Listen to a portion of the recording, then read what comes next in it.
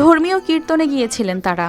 রাত ভোর ভক্তিমূলক আয়োজন শেষে ফিরছিলেন বাড়িতে, কিন্তু ভোর রাতের অন্ধকার বদলে দেয় তাদের সবটা।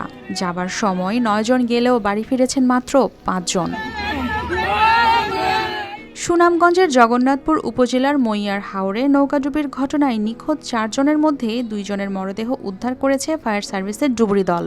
মেসেজ পাওয়ার সাথে সাথে আমরা দুর্ঘটনাস্থলে আসি এবং আমাদের সুনামগঞ্জ সদর ইউনিট উদ্ধার কার্য পরিচালনা করে।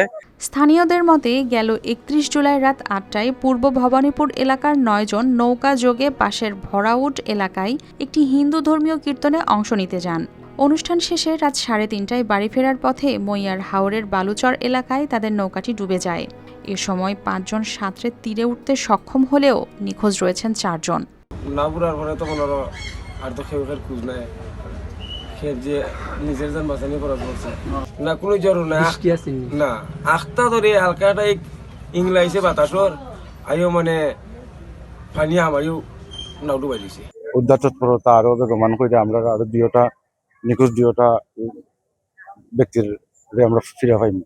এ পর্যন্ত 2 জনের মরদেহ উদ্ধার করা হলেও বাকিদের খুঁজতে অব্যাহত রয়েছে উদ্ধার অভিযান। টাওয়ারটা বেশি বড় হওয়ার কারণে নির্দিষ্ট কোনো লোকেশন না দেওয়াতে আমরা ডুবুরিরা লাশগুলা পাই নাই। পরবর্তীতে 2টা লাশ 2 জায়গায়, একজন অরূপ দেবনাথ নামে এবং সতী দেবনাথ, 2 জন, একজন সকালে একজন কিছুক্ষণ পূর্বে বেশি ওঠে, যা এলাকা জনতা কর্তৃক উদ্ধার করে নৌকা দিয়ে নিয়ে আসে। আর কি এখনো আমাদের উদ্ধার কার্য পরিচালনা আছে, আমাদের ডুবুরি ইউনিট এখনো তাদের উদ্ধার কার্যক্রম পরিচালনা করছে। উপজেলা প্রশাসন জানায় নিখোঁজদের উদ্ধারে ফায়ার সার্ভিসের ডুবুরি দল সহ সংশ্লিষ্ট সংস্থাগুলো কাজ করছে। আমাদের খোঁজাখুঁজি স্থানীয় মানুষের সহায়তায় সকলে মিলেই আমরা খোঁজাখুঁজিটা অব্যাহত রাখছি। আমরা আশা করছি যে বাকিদেরও আমরা খুব শীঘ্রই পাবো। একটি ধর্মীয় অনুষ্ঠান শেষে ঘরে ফেরার অপেক্ষায় ছিল কয়েকটি পরিবার, কিন্তু তা যেন বদলে গিয়ে হয়েছে স্বজনদের খোঁজে অনিশ্চয়তার দীর্ঘ প্রহরে। News desk, RTV।